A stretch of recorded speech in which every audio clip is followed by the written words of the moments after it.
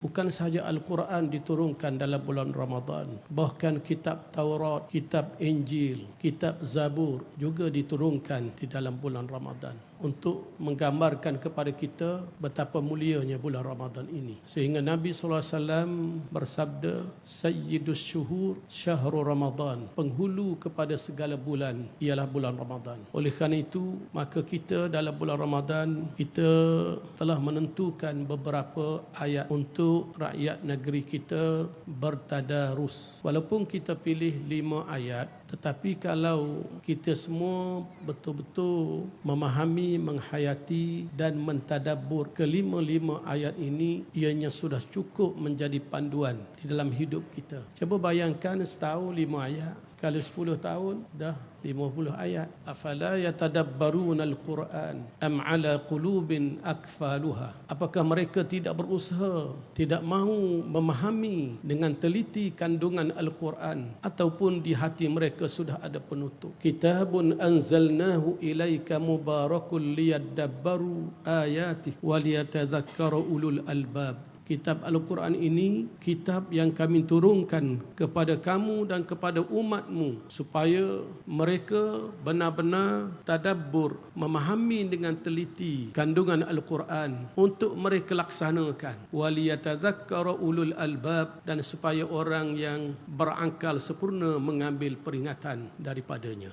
Di Kelantan ini kita mengadakan solat tarawih di tengah-tengah bandar. Kita wujudkan Madinah Ramadan untuk memberi ruang dan peluang kepada orang yang duduk di tengah bandar ni. Hak nak pergi masjid, tak apalah, pergi masjid. Hak nak mari sini, mari sini.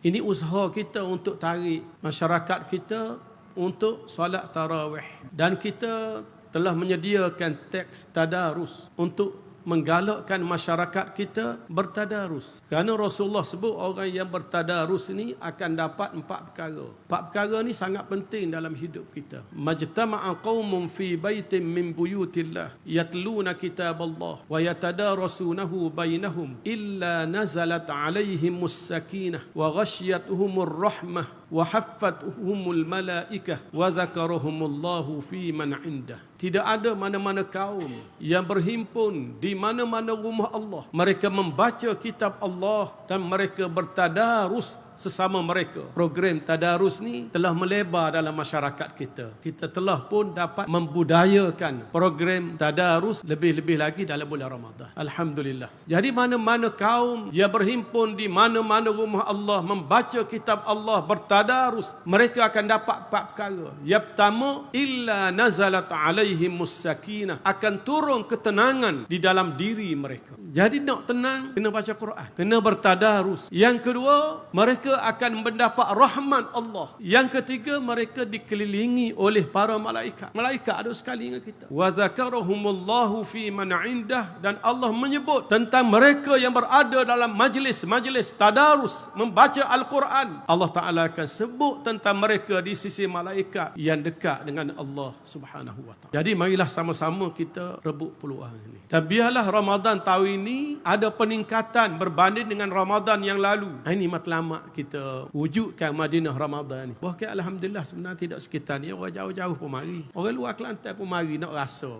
bagaimana meriahnya suasana di Madinah Ramadan ini.